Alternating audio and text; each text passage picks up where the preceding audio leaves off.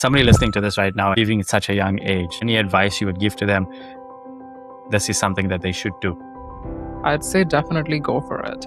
So I'd say my only advice to somebody who's considering a study abroad program, and specifically in the US because education is so expensive for international students, finances would be something to keep in mind, and make sure you're going into a program that will give you a good job once you graduate. There will come a time when you look back at it and you'll be like, hey, I made it through. Like the one that I can think of was, so I went to an all-girls boarding school. Okay. So in India, the in first India. time. Okay. Yeah. And so the anxiety that happened was more around the fact that I went from an environment which was all girls to obviously the world, which is not all girls. I was one of the 2 or 3 women in class. So that was what was creating the anxiety. And I actually didn't know how to be in that environment. So the anxiety came from that more than anything.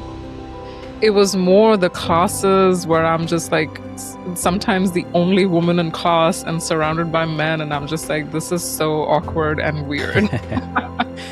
Actually, in some ways similar to the experience that I had when I was dropped off at the boarding school, and then I had to figure things out, make friends, meet people, figure out what this thing is. Yeah.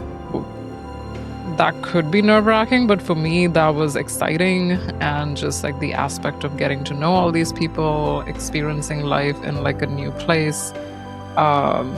It was just exciting. Stuff like this is always exciting, and I want to say that like I said, because I had already experienced something similar, right, going to a boarding school, I think that's why this experience was less challenging. I'd say that if it was the first time I had done that, it might have been different. I might have felt differently about it. It took me a really long time to meet my tribe, so to say. The first few years, the type of people that I was meeting, maybe it was also universe's messed up way to push me to start the podcast. But I was meeting a lot of people who were just basically experiencing a lot of misogyny and patriarchy in the circles that I was hanging out with. And I found myself either just exhausted after those hangs, coming back home and questioning that, why did I move here? Is this what my life is? Is this the type of people that I'm going to be surrounded by? Or just sort of Hi, everyone. Welcome back to the Zen Now podcast. Today, I'm joined by Kriti Jindal, host of Dirty Brown podcast.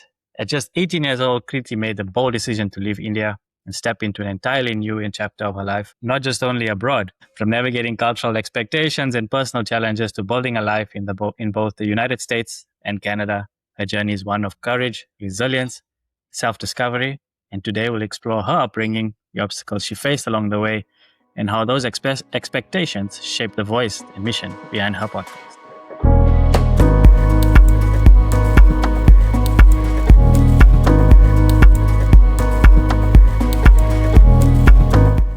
Welcome. Thank you, Kishen. Pleasure to be here. Thank you for also accepting and agreeing to be on the guest side of the podcast. I know you have your own podcast, so how does it feel to be on the other side now? It actually feels really good. I'm not as nervous as I usually am for my own podcast, or maybe I've just gotten used to recording. I don't know, but I feel good. I want to dive into this conversation.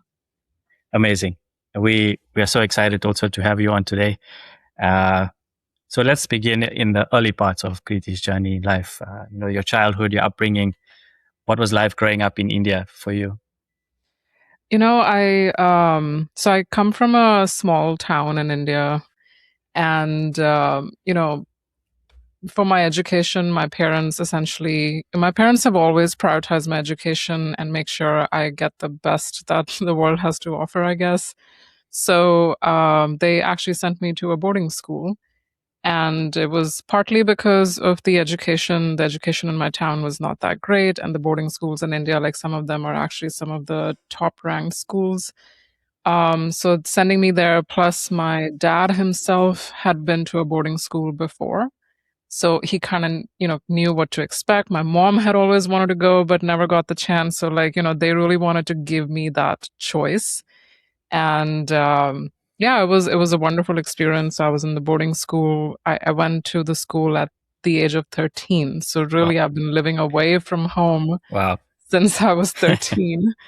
And then after high school, I came to the US for college. Mhm. Outside of education, so I'm an only child, and both my parents were working.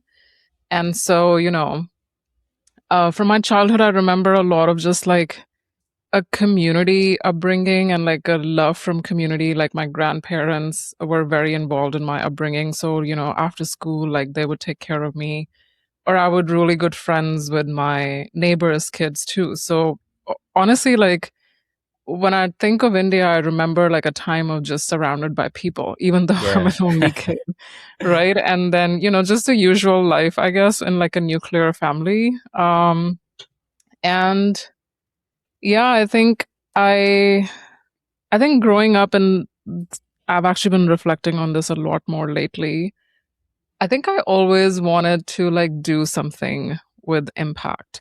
Mhm. And somewhere along the journey, like it did get lost. But growing up, I remember like there were these kids in my area who came from like a poor background, and they didn't go to school. And so after I was done with school, I would like get a blackboard and chalk and then teach them how to read and Oh, write. that's sweet. That's sweet. So like there were two people that I can say that I actually taught them how to read and write. And so that was one way I used to spend my afternoons, other than with my grandparents. Right, And yeah. right. Ah, that's sweet. And how old were you when you actually did that? This was before I went to the boarding school. So I'd say somewhere between, I don't know, like 8 to 12 years old. Wow. Okay. I think my parents had just bought me that blackboard and I got very excited. And I was just like, yes, I'm Yeah. going to use it. I would imitate my teachers in school and then like try and help these kids actually learn how to read and write. Like they were my age and they didn't know how to read. Yeah. Shame. And to me, I was just like this, like just at that age, it felt like such an unfair thing that why is it that I get to have this option and they don't? Mm, So I don't know, whatever the driver was at that time, I know I did it. I enjoyed it. I think as a kid, I even enjoyed a little bit of the power. Because when I would give them the homework and like, checking in and whether they've done that or not and whatnot. yeah. Uh, That's noble, and I think just by doing that, you've given them the opportunity to empower themselves in any way, any which way or form, and it's noble of you that you did that. Like you say, you paid it forward. You were given a tool, and then you were yeah, just thought, okay, out of kindness, and it's not like you wanted anything back, or you just felt like that was the right thing to do. And then I think very early on, when you have that innate calling, later on in life, we think about it back, similar to myself. We're always helping people along the way, our journeys through our infancy stages, and then your childhood, and then your young adults. You're always doing something to help somebody, but you just don't know that yeah, it's your calling. And then when yeah. you get to this stage of life and you actually speak about it and you reflect, then it comes full circle, right? Yeah. And when I think about like sometimes I even think about where did that come from? Like even that Mm-hmm. innate desire to help. And maybe that's just who I was, but also I think it's a little bit of just, like I said, I felt like a community upbringing. So Mm-hmm. already like I could see people are helping my parents to sort of raise me because they were both working. Mm-hmm. So these people were like helping them out to like raise me until they were at work. And then when they came back from work, then I was with my parents. Or like my mom, she used to work at nonprofits. So she was already like working a lot in social welfare and things for sustainable agriculture, women empowerment, and whatnot. And sometimes I went on these trips with her as well. So I think it's like just my environment maybe also shaped me into that person. Yeah, But yeah. for sure. Do you feel like being an only child that those kids that you were teaching were part of your family, that you wanted to feel, or like you had your siblings, or was it just an innate calling just to help?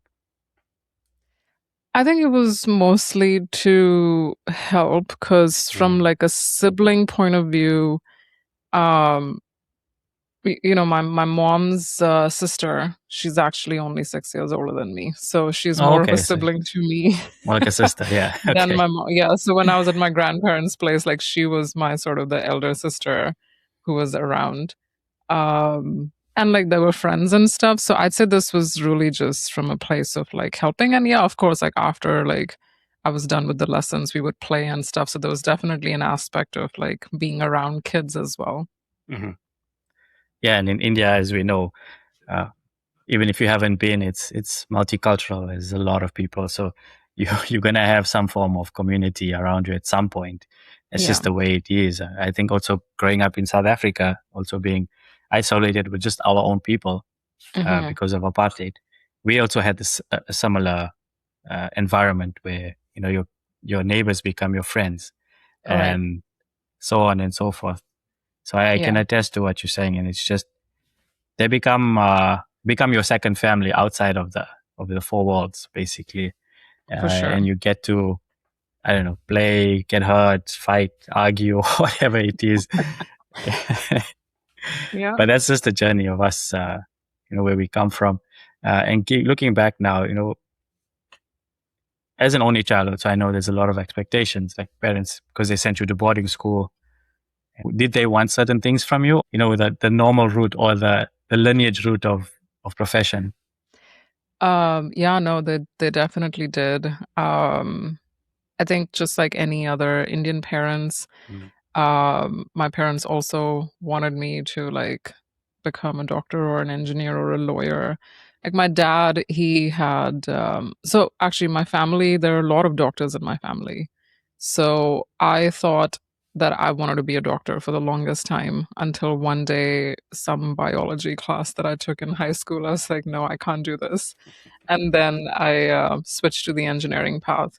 But even then, like my dad always sort of like, he had these aspirations in a way that he wanted me to be a leader in some way or the other. So be it like, he would always say like, okay, maybe you'll be the CEO one day of some company, or yeah, or like he wanted me to once I switched to the engineering path, like he really wanted me to go to this to IIT, which is the uh, best MIT engineering of college. Yeah, Yeah, it's like the MIT. MIT. Yeah, yeah. Yeah. He wanted me to go to IIT and then do like the MBA from an Ivy League and Oh, then just become the okay. CEO of some company later on in the future. So like that was his aspiration for me. Um, I don't quite remember my mom really like influencing that decision one way or the other. I think my mom, from what I remember, it was very much like, whatever you want to do. Yeah. But I was just so influenced by the culture in general because like you're surrounded by people who are just like, okay, like everybody who you meet, relatives, friends, whatever, everybody would be like, okay, are you going to be a doctor or an engineer? Like those Right. are like the only two options. And if that's not the option, then it's lawyer. Yeah. So yeah, like I think I was just influenced by that. And it's only now that I'm looking back and being like, is that really what I wanted to do? Yeah. Did you have a feeling of what you wanted to do? I know you reflected on it, but was it in that time? Did you actually have something in your mind that, okay, I want to do something different? I think there were times when I wanted to be in the film industry. But every time I talked about, being like pursuing something in Bollywood, it was mostly discouraged because it was just Mm, like, it's a very tough industry. Not because like you shouldn't do it. It was very much like it's a very tough industry. It's very competitive. Nepotism is big in Bollywood. mm. So yeah, I was just discouraged really. I was just like, no, it's better you choose a more predictable path. Yeah. But that's the thing, right? If you look back at it, like just say you had the opportunity to try it, Hmm. and for some odd reason you succeeded. What Yeah. then? I know. I mean, like, maybe I might have had an award-winning film today. I don't know. So is that you wanted to be a director, or you wanted to be behind the camera, or in front of the camera? So when I was younger, it was definitely in front of the camera. Okay, Like, I okay, wanted to be an actor. But if you ask me today, I would say I want to be behind the camera. And I think a lot right. of it is being influenced by podcasting and whatnot. But as a kid, I think, yeah, like I was a really good dancer, and like Bollywood is full of dancing, right? So I was just like, I want to be a dancer, I want to be an actor, I want to go in like a more creative entertainment style path or like career. But yeah, like I said, it was discouraged. Like, Bollywood is tough to get into, and like, also women are not always treated well and Mm. whatnot. So yeah. Favorite movie? Favorite movie? Oh my God, you caught me off guard. For the longest time, I think Dil Chahta Hai is a Oh classic. yeah, I don't okay, know if you've okay. seen that. Yeah, Yeah. I've seen it. Yeah, yeah, Yeah. Like yeah. there was a time when I used to watch that like almost once every year. I Okay, haven't seen it in a while, but that's a classic. It's close to my heart. There's nostalgia with that movie too. okay. I'm gonna give my age away. Uh, so I think Kiamat Se Kiamat Tak with Juhi and Uh-huh. Amir. Yeah, Yeah, like I yeah. used to. My mom was like, she used to tell me like, I used to like Juhi and all the pretty girls, like all the Temple Kapadia, like those. Yeah. I grew up watching from that time, and then Bollywood was big in our home as well. Like any new movie, and we were getting to Gujarati school. We were influenced by the culture. So it's like a Right. natural thing. And I mean, we enjoy a good Bollywood movie now and then. Um, and yeah, it's just like you said, it's just something that, and like culturally, it gets installed in you. Like same, if you go to Nollywood or Bollywood, Hollywood, doesn't matter. But Yeah. those kind of movies, we were attracted to it because it's similar to our own cultures. It's that similarity. You cling on to that similarity when Yeah. you and when you leave that environment. Did you keep some of that within yourself? Do you still keep those practices alive? Now that you're away from your home. Yeah, absolutely. I think movies are one way that it's a big way that I continue to feel Mhm. connected to India, so to say. I mean, other than obviously family and friends. Yeah, movie was definitely something. Even in college, like I was part of the college Bhangra team. Right, nice. So I continued so I used to do folk dancing when I was in my high school in India, and I continued doing that in college. I think we even competed once. I don't remember if we won or not, but like it was a fun experience to like do Bhangra in the US as like a college team, which was pretty cool. It's huge in the US, right? Yeah, I had no idea.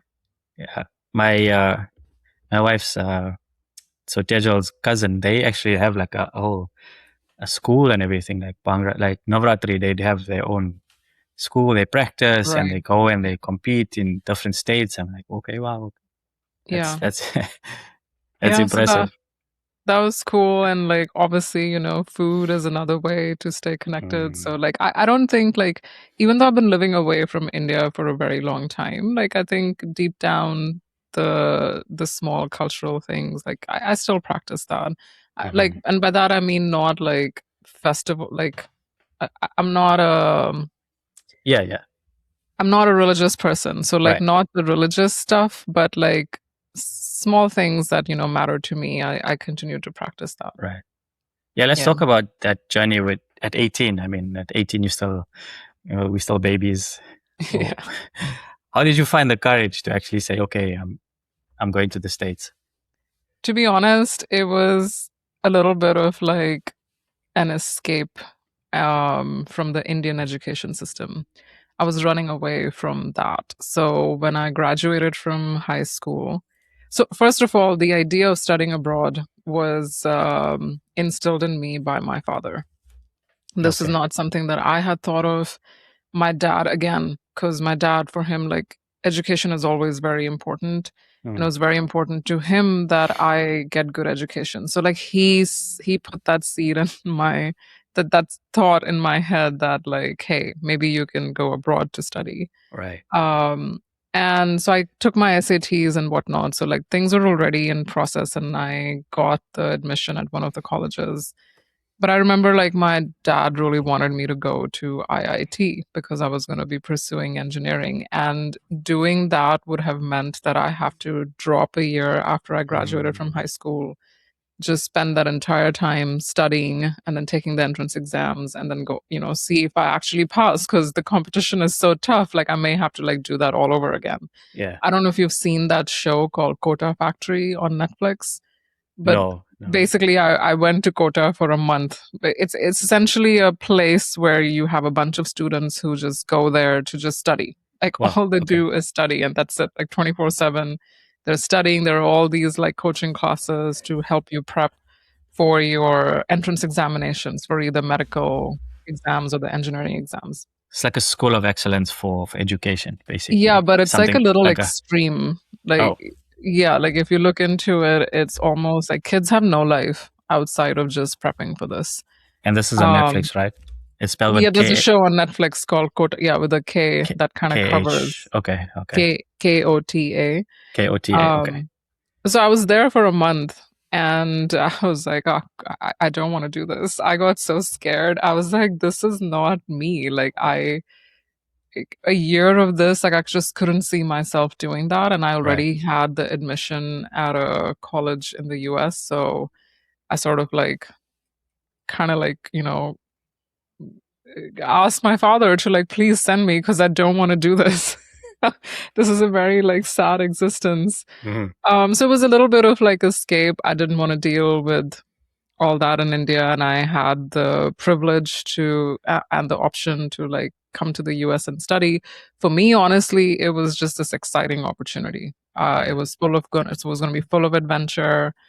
Never been to the US before, and I think the adventurous side of me was just very excited about it. And I was in boarding school before, so like Yeah. Okay. You've I had was experience. already pretty independent. So that part didn't scare me, that oh, I have to be by myself. Yeah. Yeah. What was the most scary? What was the anxious part? Which part felt okay? I'm a little bit out of my comfort zone here, and gave you a little bit of anxiety, or did you have any at all, or was it No, just an I excitement? had I had one, now that you're asking me about it. Like the Mhm. one that I can think of was, so I went to an all girls boarding school. Okay, So in India, the in first India. time. Okay, Yeah. And so the anxiety that happened was more around the fact that I went from an environment which was all girls to obviously the world, which is not all girls. And then because I was doing my education and my bachelor's in computer science, I was one of the like two or three women in class. So wow. that was what was creating the anxiety, because I went from an all girls environment to a male dominated environment. And Mm, I actually didn't know how to be in that environment. So the anxiety came from that more than anything. Um, I think so. Purdue, which is where I went for my college, like colleges in general, I think have a lot going on for freshman class. So yeah, like they create a lot of opportunity for you to meet people. So I think meeting people was not the problem. Like I think I met a lot of people immediately. We clicked, and like I had like a group of friends. It was more the classes where I'm just like sometimes the only woman in class and surrounded by men, and I'm just like, this is so awkward and weird. So that was what caused anxiety. And there was just so much newness in general that I think I was more excited than anxious. right, right. Because everybody there's also doing the same thing. They're all there for Right. the first time. They're all meeting people for the first time, Yeah. and then you find your crew. And but when did that moment click for you to say, okay, things are looking a little bit better for me in this moment, and you started to relax and started to integrate yourself more and immerse yourself more into the US culture or, college life?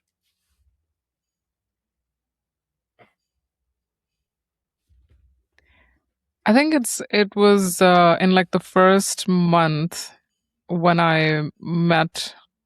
the people that I'd say like they were like kind of my people. Mm. We started hanging out and just doing things together. I don't know. There wasn't. I don't know if there's like there was a moment of like not feeling like something is out of place versus everything fit. I think it was a very seamless transition. Oh, okay. And also like, my mom obviously came to drop me off. But after that, yeah, like it was just life, like I For sure. culturally speaking, I did not actually find it to I don't remember feeling like a culture shock, and I think again it was because of my high school. It kind of felt it was actually in some ways similar to the experience that I had when I was dropped off at the boarding school, and then I had to like figure things out, make friends, meet people, figure out like, what this thing is. Yeah. That was the same here too. Like it's just you're a little bit older, so you're maybe a little bit wiser. And then Yeah. and yeah, and like the other thing is that there's just less restrictions. In boarding school you were very restricted. Right. Here you had all the independence in the world. So that could be nerve wracking, but for me, that was exciting. And just like the aspect of getting to know all these people, experiencing life in like a new place. Um, yeah, it was just exciting. Yeah. I think similar to yourself, I think myself as well, when always had that innate uh, calling to live somewhere else, explore the world. I think I caught that bug very early when I was 16. Obviously, traveled for the first time overseas, and I went to the UK, and immediately I knew, okay, I don't just see myself living in South Africa all my life. I want to Right. experience the world and try and see as much of it as possible. And like yourself, also, I spend most of my time away from home because of cricket and sports. So we weren't actually at home, even though we Mm, schooled and were home at home most of the time. yeah. I think about 85% of my time was on the cricket field or doing something else, but away from home. So I think, Yeah. like yourself, we adapt really quickly because we have that independent thinking. And when we go into new spaces, it's not a lot. It's not a lot of feeling of anxiety because yes, it exists in the beginning because any change is anxiously driven, Yeah. but it dissipates really quickly because then you begin to find your space. And I agree with you. Like, I think if you are inherently somebody who thrives on like adventure and new experiences, then an experience like this, Sorry. it's the Aurora app. You're following the. I know that ping. I know the notification. um, yeah, if you thrive in that environment, I think stuff like this is always exciting. And I want to say that and like I said, because I had already experienced something similar, Mhm. right? Going to a boarding school. I think that's why this experience was less challenging. I'd say that if it was the first time I had done that, it might have been different. I might have felt differently about it. I forgot to mention this. Before I went to the college, I had actually, through my network of friends in my high school, I had actually found somebody whose Oh, okay. some friend's boyfriend's friend was a very like random connection, not even like a family connection. He was literally my one of my friends in high school, her sister's boyfriend's friend who was at Purdue, and he was in computer science. And so like I sort of like had this one connection to be like, he was my senior like a couple of years. So if I needed any help or if I had any questions, he like offered to be like, let me Right. know, need any help with anything. So like I kind of found like some connections here and there. And before you go, Purdue also like creates this group of all the people who are part of the freshman class. So you can like start talking to them even Oh, before okay. Yeah. to the college. Yeah. So like that way you kind of not completely surprised when you get there. Yeah. It's what do they call it? Not initiation. What do they call it? The first day. The onboarding or not Yeah. It's onboarding. we're so Uh, into our corporate minds. oh my God, yes, I know it's not. Oh It's like you, shit, it's slipping yeah, my mind too right now. it'll come to us. It'll come to us. But no, Yeah, I get what you're saying. Yeah, it's like that they have that auntie network, or when somebody gets married in your family, you have to invite the cousins, brothers, fathers, sisters, child. right. Yeah, Yeah, that whole network. It's like a thing in our community. Or I'm sure also yeah, the extended communities out there as well. Like you gotta invite X, Y, and Z, and you're like, Mom, my dad, I don't even know these people.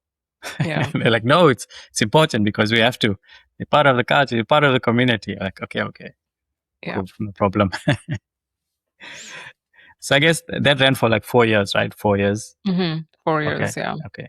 And was that the time at the end of the 4 years you decided, okay, it's time to track north, or did you spend a little more time in the US after that?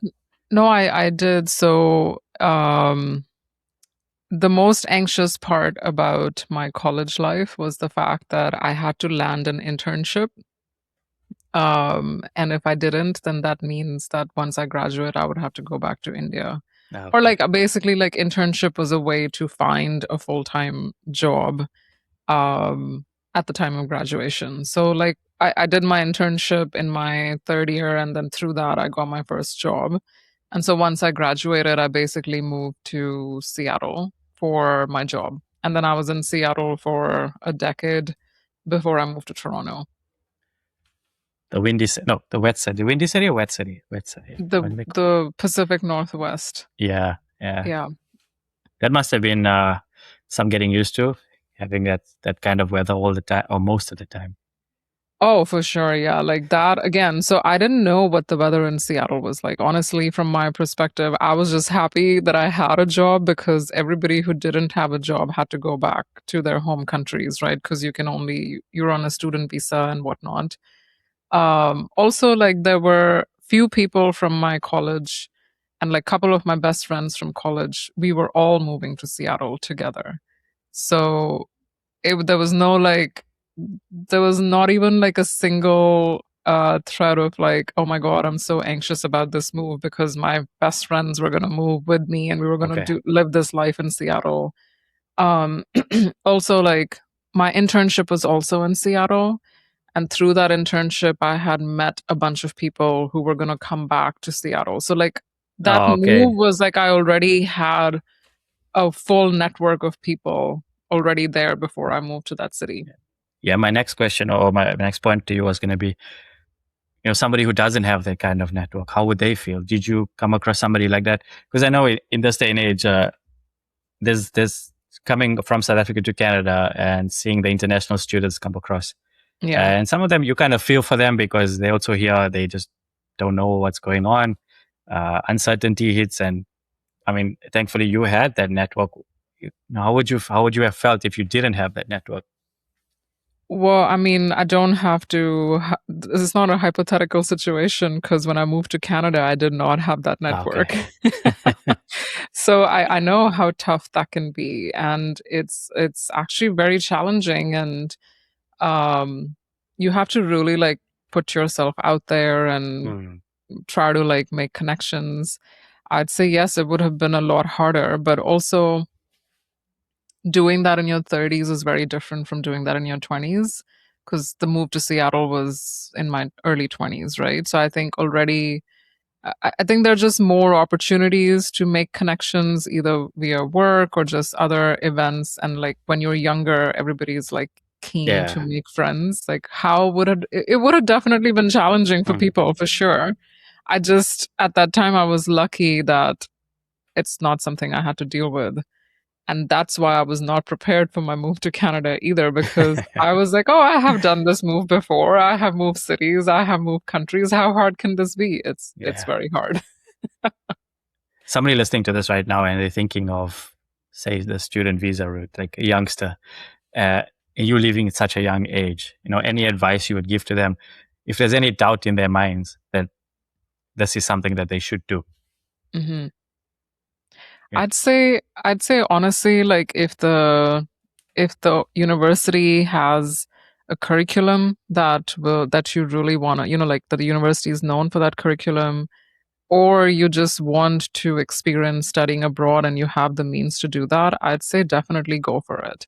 Like the only thing I'd say would be worth considering is finances. Like, in my case, again, I was privileged that my parents helped me with my education, but I know there were people who were on student loans and stuff. And Mm, student loans are fine when you're studying. It doesn't really impact you one way or the other because you have all the money that you need to do your studies, I guess.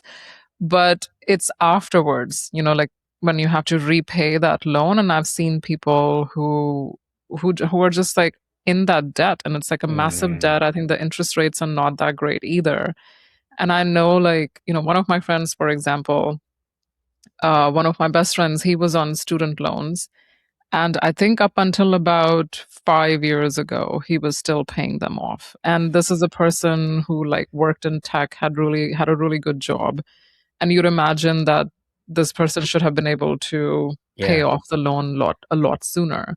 So I'd say my only advice to somebody who's considering a study abroad program, and specifically in the US because education is so expensive for international students, just yeah, like finances would be something to keep in mind. And I would say if you're going to rely on student loans, and make sure you're going into like a program that will give you a good job once you yeah. graduate. I mean, we've seen the trend in the last 2 years over here in Canada. There are a lot of fraud also happening Yeah, from unreputable people back home, just advising people, and obviously they don't really know any better. So, my one advice also is make sure that you do your homework by yourself, and just don't trust just anybody that comes in says I'm going to guarantee you everything. Try and be a little bit more skeptical and do your own research, yeah, because that really does help.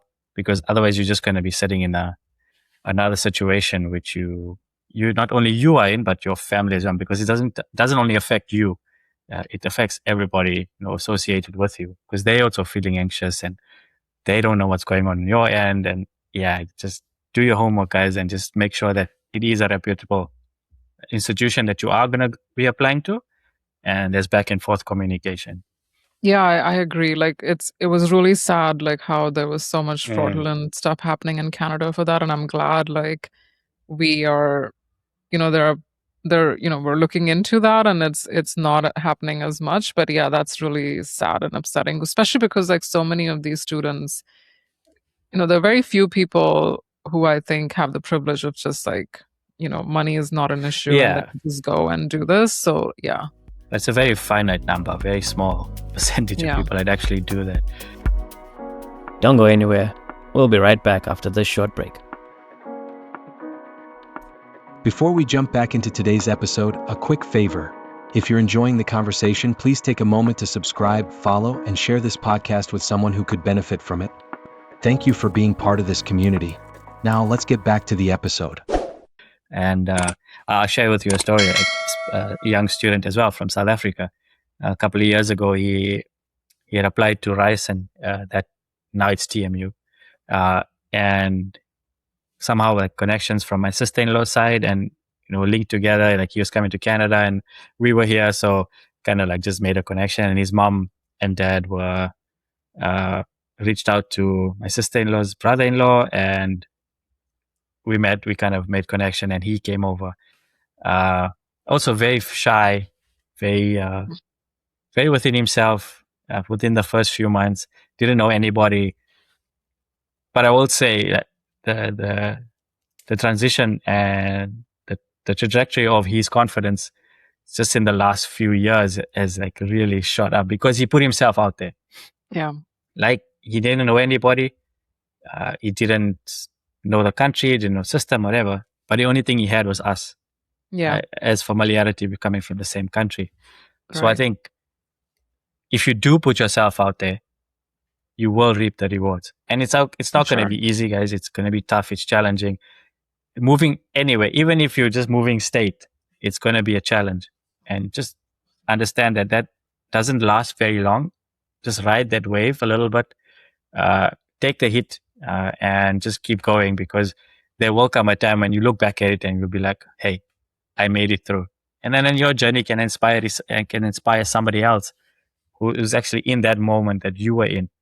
Because let's be honest, a lot of people are looking for that right now. I do have a sense of feeling of people are trying, but they aren't able to resonate with actually people that they know or they can resonate with on a bit of a human level.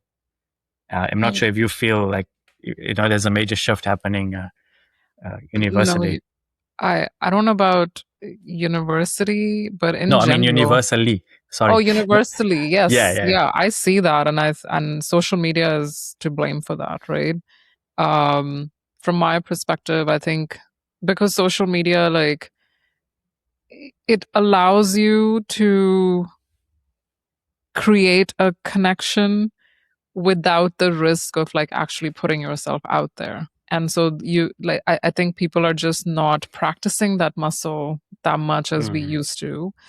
And also like it's a lot more comfortable to just be on your phone and like casually just like engage with a post or something versus actually be with the person and like share that space and energy. And I think yeah, that is impacting from my perspective. I think social media is the thing to blame for Yeah, the shift that we're seeing, and also the algorithms that are creating echo chambers, which are also affecting our ability to see the gray in things, and like we're just getting more and more polarized. yeah, and we're a bit more autonomous in our thinking. As Yeah. I'm a ChatGPT now, and autocorrect, you forget how to spell at times.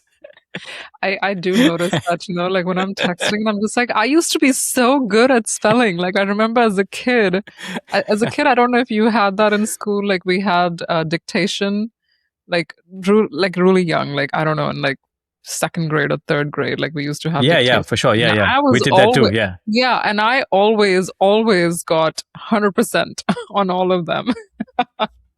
And now I'm just like, wait, how do you spell that Spell. again? Wait, is it EI or IE or Yeah.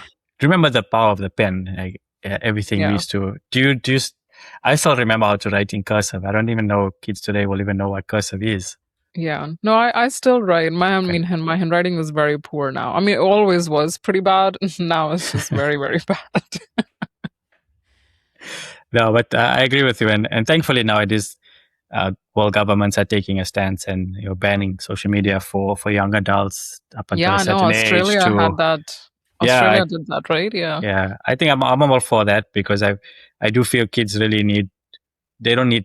They have got enough distractions as it is. They don't need the world, uh, sucking the world of social media into their brains, at every single turn. And thankfully, we didn't have that. I think looking back at it, if we had it within our uh, eras, I think there would have been times when we were also consumed by it. Let's be honest, that we all wanted to be part of the family, part of the core group of people or the cool people.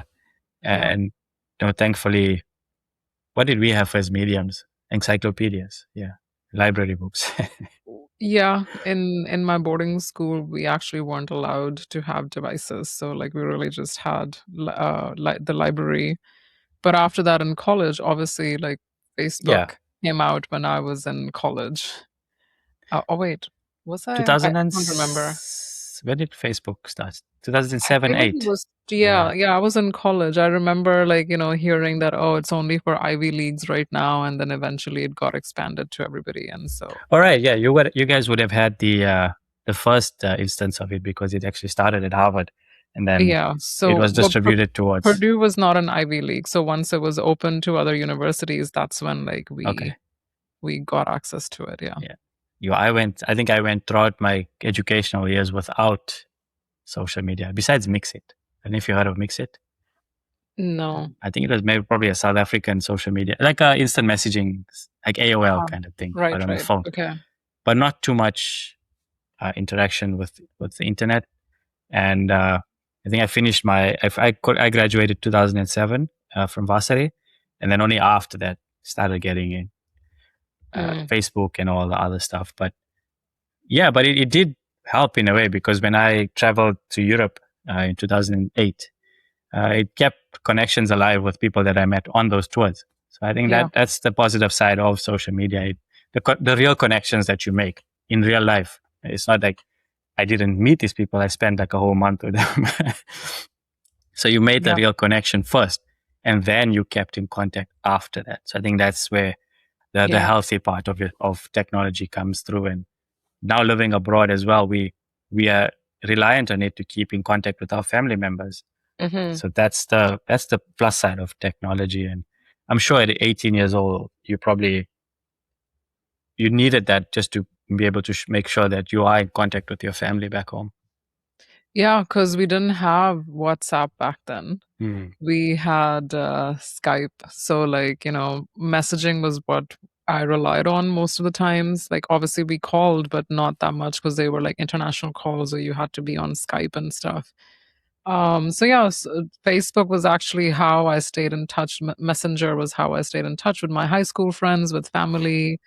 And then, I mean, like, WhatsApp came about in, like, I think a couple of years into college. Um, but yes, it was important. It was never really for new connections, right? It was more, like you said, it was about keeping in touch with people I already knew rather than connecting with people that I didn't know. Because usually you met people in real life, then and especially like in college, you added each other on Facebook, and then you like poked them. Yeah. I remember the old uncles. What is this poke? Yeah.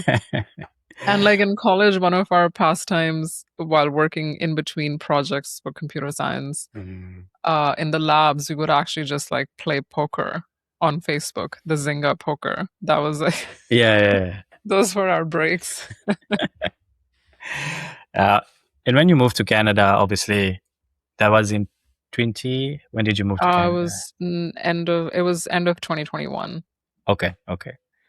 So quite recently, and Yeah. probably, how did you feel when, after your first year being in Canada, knowing that, okay, I'm going to be here did you feel like you're going to be here for a little while? Yeah. So the move to Canada it actually came about at a time in my life which was not the happiest moment. I was dealing with some loss and grief at the time. And I mean, the move to Canada was already planned because it was through work, and I had already picked a date on when I want to move here and stuff. So when I arrived in Canada, in some ways, it felt good to have my own space to deal with the things that I was dealing with.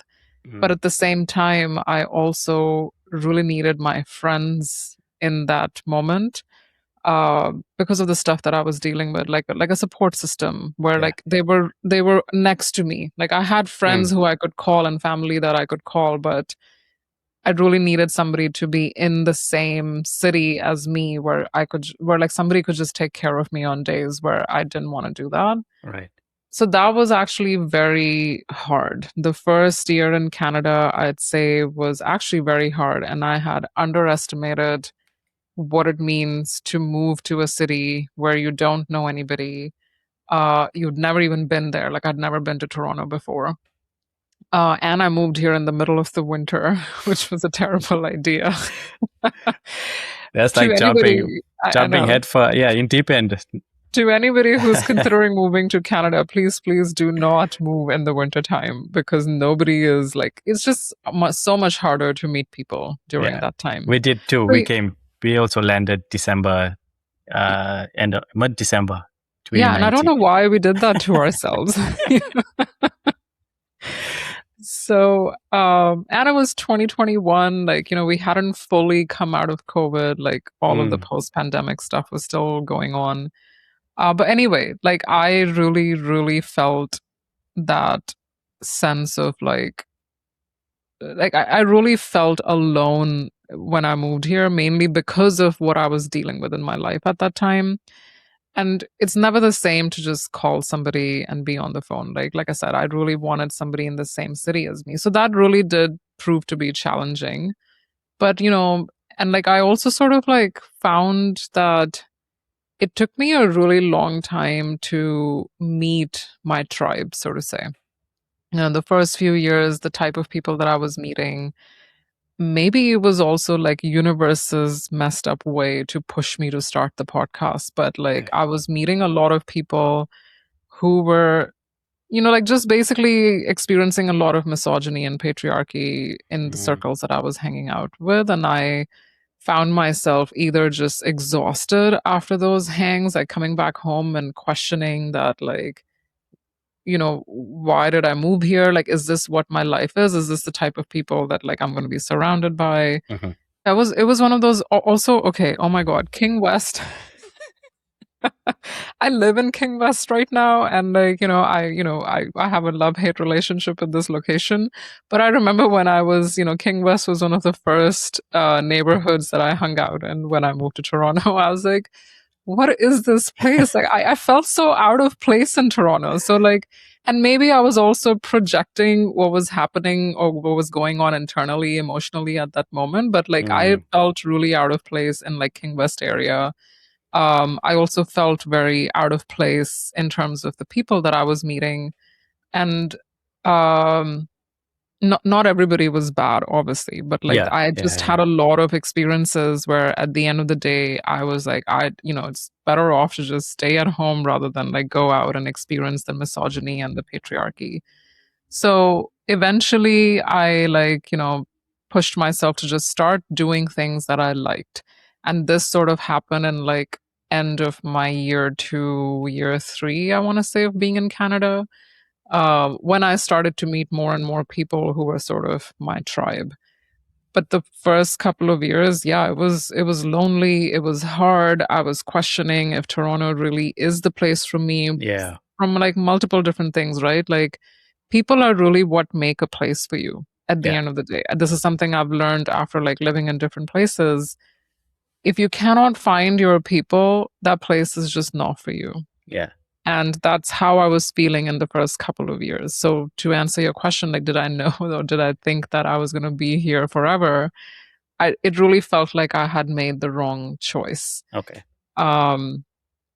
But as like, and then I like a couple of people I met, conversations started coming up that usually when you meet or like when you move to a new city, it usually takes somewhere between like 3 to 5 years to like really feel settled in and like find your people.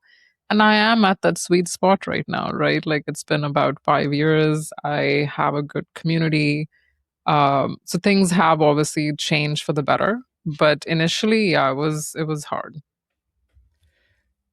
Talk to me about your podcast, Dirty Brown. Yes. Why the name Dirty Brown?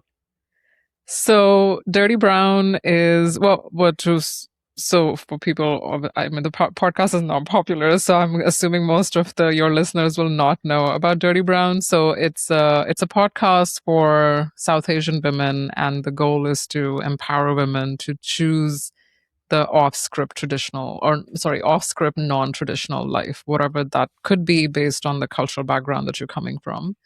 And so the idea came to me back in COVID, actually. So I was still in Seattle. And again, it's related to the grief and stuff that I was dealing with.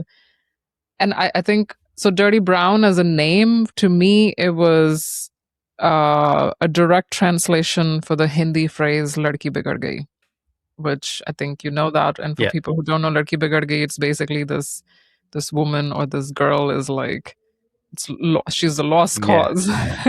There's no like, she's like, no, she's not traditional. She's forgotten all her values and cultural things and whatnot. So for me, Dirty Brown was a English translation for that phrase, because that's how I was feeling in that moment, where I felt like I'm so far removed from the type of things that I want to do, or the type of life that I'm leading, that society would essentially deem me as Ladki Bigar Gayi. Right. And also, I honestly just liked the name. It's like, it's playful, it's catchy. It's catchy. I also like, this was around my 30s, like early 30s, where dirty 30 is a thing. And so I kind of connected like the brown and the dirty and came up with the name Dirty Brown. And yeah, like initially, like the name, I was a little embarrassed by the name, because when you say Dirty Brown, I feel like the first type of things that come up in your mind are actually not women empowerment, but maybe more on like the side of like, I don't know, porn or something like that. Yeah, people's mind will shift quickly, and only until they get into the the later part of the podcast, they'll understand what it's about. Yeah, but like I liked the playfulness of it, the sound of it, and to me, like it just really resonated. Like it to me, it felt like the right translation for Ladki Bigadi. I mean, obviously, it isn't. It isn't a word to word translation, No, but but it's to what you. me, It's what was. yeah, It's what is meaningful to you. correct. Yeah, So anyway, like my podcast, Zen Now, is aligned to me. Daddy Brown is hmm aligned to you, right. and nobody can judge you for that because that's your name. I mean, that's what Yeah, you feel. I think that's why also the podcast exists is for people to feel or express themselves the way they want hmm to, without yeah, judgment. Correct? right. Yeah. So that's the origin of the story, and then or like the origin of the name. And for 5 years, I didn't do anything about it. Well, it birthed somewhere. It had to. It had to be birthed somewhere, and then you're like an infant. You give it a little love and care, and then when the moment is right, it rises. It grows. You give Yeah, it care, and then you start to build on it. And now, like you said, you've in that sweet spot of I'm pleasantly calm where I am in life, and I'm also yeah, ready to share my story with the world. right. Because putting yourself out there is not easy. It's not easy at all. Just because there's so much that goes through your mind. Like similar, like, I don't know for you, but for me, it was: am I good enough to share my Mhm. story, or will it make an impact? Will it make an impact? Or do people even care? Like, who am I? Exactly, Why would they want exactly, to listen to me? exactly. All those things go through your mind. Do I have the right tech? Am I going to sound professional? Yeah. So, but then there's a moment in time when you just realize there's nothing to think about. Just jump hmm in, dive in, and start something that you've been thinking about doing. And lo and behold, you'll progress from there. You'll get better at it. It's not going to be, growth is not linear. I mean, not, Right. you are going to have ups and downs. There's going to be times, and I'm sure uh, some of your episodes didn't go as you planned it to be, but Yeah. hey, you managed to have the conversation with somebody and you put it out there, whether it makes an impact or not. But what I'm seeing right now is if you speak about your own journey, somebody will resonate with it. Yeah. There will be an impactful nature to it at some point. And that's okay. Like, thankfully, I have Tejal with me that reminds me of why I'm doing what I'm doing. Because sometimes we can Mhm. get lost. Like you said, we algorithms, we worried about numbers, Yeah. likes, comments, all of Yeah. those things, the metrics. But then we come back to ourselves and we're sitting here and having a discussion like this. It's also therapy for us to I get agree. something of our chest. Yeah, I totally agree. I think podcasting, I mean, it's a labor of love for all the podcasters out there. This is something that even I didn't realize that was the case until, we went to that podcast Yes. conference. That was my first conference ever for podcasting. And that's where I realized that for everybody, it's always, a labor of love because it takes a lot of effort to create these episodes. And for me, that's exactly what it was. Like I had been thinking about this idea for so long. I literally thought about it every single day. Like initially when the idea had come up, I there were sleepless nights. I legit had sleepless nights just thinking about it. Like, what can I do? What should I do? Or just this thing of like, where do I even get started with it? Mm. Not knowing how to start was a big one. But now that I have started, and now that you and we have a community of other podcasters that we can rely on. One thing that I totally agree with you, we have to like constantly keep reminding ourselves that what was the why to start this, right? Because you're right, especially in the early phases, you're still learning and growing. There will be moments where the episode will not perform the way it did, and Yeah. you'll just be left thinking, like, I don't know who listened to it. I don't know if it had any impact. And you may question the existence of the podcast. It does happen, guys. It does. Trust me. uh, how did you feel that first episode when you finally finished recording it and you stepped away from the mic? What did that feeling feel like? Oh my God, it was so nerve wracking. It was like, I remember Did the you have first. like the sweat the sweat stains. Yes, I first. Oh my God! Even now, actually, I don't think I have them right now. But like for every episode, there's one episode where I had to like edit, edit out certain parts because you could see my my sweat stain. But no, the first episode, I was so nervous about it. And again, like the start of this was very like a big no the way I started, which was I just jumped in with no strategy, with no like batch recorded episodes ready to go. I was just like, I just need to start. And it was a couple of my friends actually who pushed me to like do it because I'd been talking about it for so long. And they even helped me like look through the script because I was just feeling so nervous. I was like, I don't know, do I sound stupid? Exactly. Like is this script even good? Like, am I even making sense? And so like I had a couple of friends review my script. Then I recorded it, and oh my God, I remember I edited using GarageBand. It took me so long to edit that episode. I don't know about Riverside and stuff. No, me neither. Me neither. I was playing around with Final Cut at the time, and I had to like really listen and the tedious process of cutting, pasting, repatching. Oh, this like sounds good. literally each and every single thing was manual. And I remember like everything was recorded and ready to go. And one of my friends was over on the evening I had finished recording and I was ready to go. Like finished editing, not recording, finished editing, everything was ready to go. And we were like drunk, and it was not even like I wasn't ready to actually publish the episode just yet because I didn't have the album cover art. I didn't have like any of those things figured out. And literally, so she herself has a podcast as well. Okay. So she was just like, no, we're going to do this right now. And so we went on Podbean, set up my account, just picked some random Canva image as like my the cover. Cover art, yeah. And then we hit publish, and I was just like, oh my God, this is so nerve-wracking.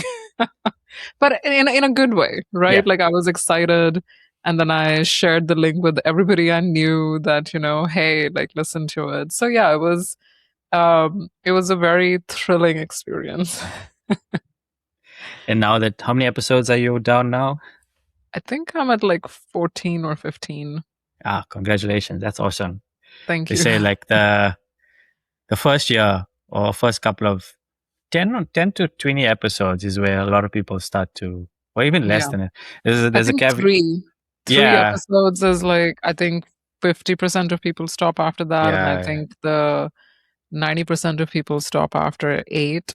And then I think the next milestone is 20. So I'm pretty sure I'll make it to that because I don't have any like plans to stop right now. So no, congratulations. And guys, if you want to listen to Dirty Brown. Dirty Brown, sorry. See, my mind is going somewhere else. See. I will leave a link in the description below. Check her podcast out. Support her journey as well. A lot of important stuff being discussed there as well, especially in today's society, affecting women. And so take the time out, support her journey, and something might help you and resonate with you. But before we close off, something I would like to go back, not too far back, but something that I would love my guests to reflect on is, our younger selves. If you could go back to our younger self or young Kriti at 18 years old, ready to board that flight, where you are right now, what would you tell that little girl?